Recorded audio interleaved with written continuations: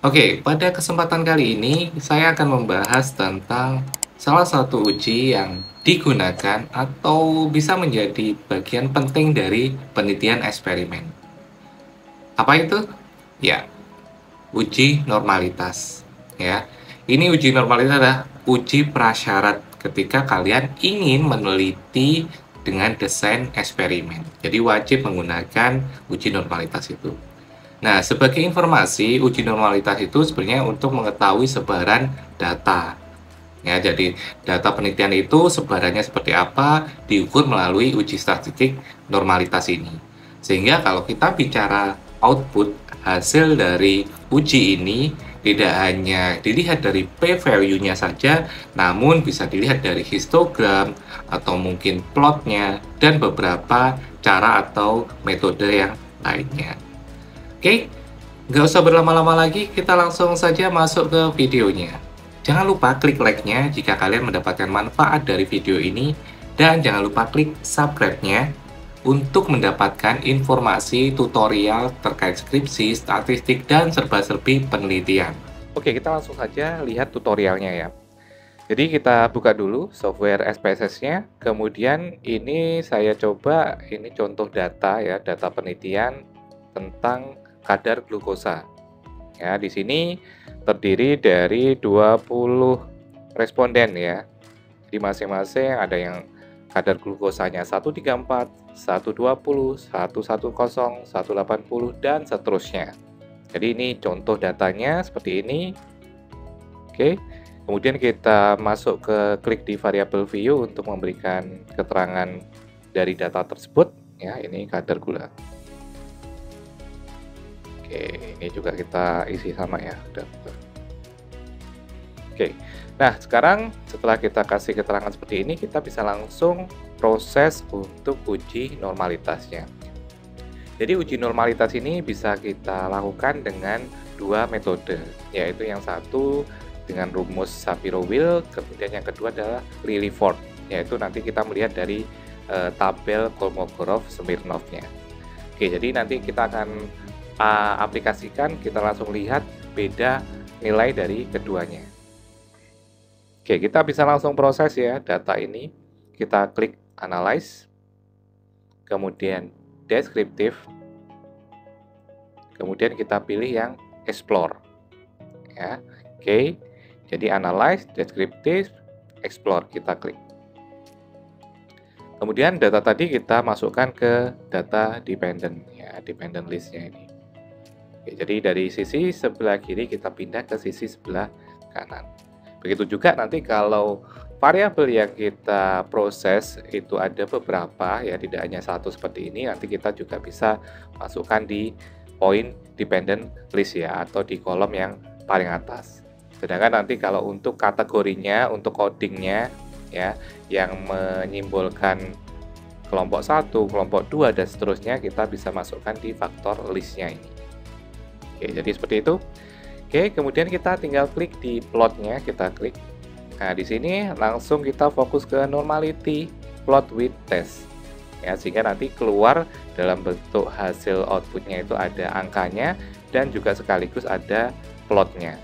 Ya, jadi nanti kita bisa melihat dari dua sisi, dari nilainya, p-value-nya, dan juga dari plotnya atau gambar plotnya ini. Oke, kita klik ya di sini, normality plot with test. Oke, kemudian kita klik continue. Oke, setelah itu kita bisa langsung klik di OK ya. Kita tunggu prosesnya. Nah, ini sudah keluar hasilnya. Nah, hasilnya seperti ini ya, ini ada deskriptifnya.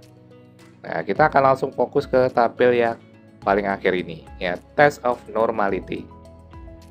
Nah, di sini ada dua kolom yang berbeda ya, yang satu Kolmogorov-Smirnov, yang satunya Shapiro-Wilk.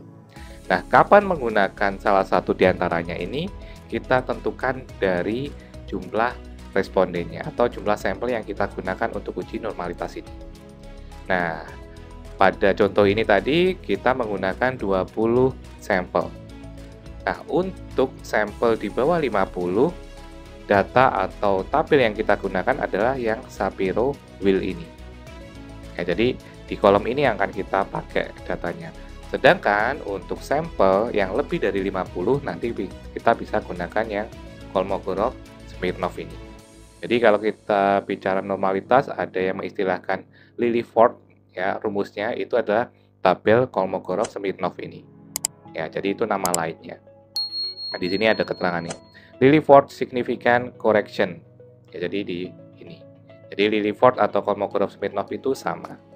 Oke, jadi seperti itu ya. Jadi Sapirowil gunakan ketika untuk sampel yang kurang dari 50, sedangkan untuk Kolmogorov Smirnov ini atau Lillyford ini jika sampel yang kamu pakai lebih dari 50. Oke, karena ini 20 berarti kita pakai tabel di yang sini. Nah, kita langsung fokus ke nilai signifikan atau p-value-nya. Nah, di sini tertulis ya 0,063. Ya, 0,063. Untuk interpretasi hasilnya, pembacaan hasil, jadi normalitas itu dikatakan distribusinya itu normal jika nilai p-value-nya lebih dari 0,05. Ya, jadi harus lebih dari 0,05. Nah, kalau kita lihat di sini kan nilainya 0,063. Artinya ini lebih dari 0,05. Jadi bisa kita simpulkan bahwa data terkait kadar glukosa ini ya berdistribusi normal dengan nilai p-value 0,63. Ya. Seandainya kita pakai sampelnya ini lebih dari 50, maka kan kita pakainya yang tabel yang sebelah sini, Kolmogorov Smirnov ini. Ya, sama ya, yang kita lihat adalah di signifikannya. Ya, yaitu kita akan gunakan 0,078. Jadi seandainya untuk sampel lebih dari 50 maka nilai ini yang kita pakai. Tapi pada contoh kali ini karena 20 berarti ini yang dipakai 0,063 ya, atau kesimpulannya distribusinya normal. Oke, selain itu kita bisa lihat juga dari gambar ya, dari plot ini. Jadi plot ini menggambarkan valid ketika kalau kita lihat nilai angka-angka ini melambangkan tadi ya data glukosa tadi ya, kadar gula tadi ya. Nah, ketika data-data ini ya di antara atau di sekeliling dari garis ini, garis plot ini, maka dia menunjukkan normal. Ya, sedangkan kalau datanya ini ya titik-titik ini itu bersebaran ya, ada di atas, ada di bawah dan seterusnya. Nah, ini berarti menyimbolkan atau menggambarkan datanya tidak normal. Ya, sedangkan di gambar ini kita lihat ya semuanya berada di sekitaran garis. Ya, seperti ini. Jadi ini salah satu cara ya, cara lain selain melihat dari p-value-nya. Oke, kemudian kita juga bisa melihat dari yang ini ya, the trended normal. Ini juga bisa kita lihat ya, sama ya ini modelnya. Oke, dikatakan normal jika berada di sekitaran garis. Oke, kemudian kalau kita lihat di gambar plot ya, ini plot ya, sebuah plot. Dikatakan normal itu seperti ini. Ketika ya kita ini ibaratkan kaki ya, ini kaki, ini kaki. Jadi antara kaki atas dan kaki bawah itu ya berimbang ya, artinya nggak terlalu beda jauh. Ya, sedangkan posisi birunya ini di tengah. Ya, ini menggambarkan normal. Oke, jadi seperti itu ya gambarannya.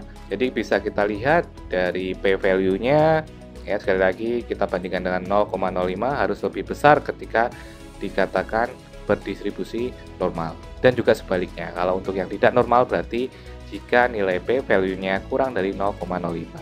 Kemudian selain itu bisa dilihat dari gambar plotnya ya, ketika datanya itu bersebaran ya di luar dari garis tadi, garis diagonal tadi, itu salah satu gambaran juga tidak normal. Tapi ini menggambarkan dari gambar plot ataupun model yang box plot ini juga menggambarkan dia normal ya, karena antara atas dan bawahnya juga cukup mirip ya, kakinya, panjang kakinya. Ini juga salah satu tanda distribusinya normal.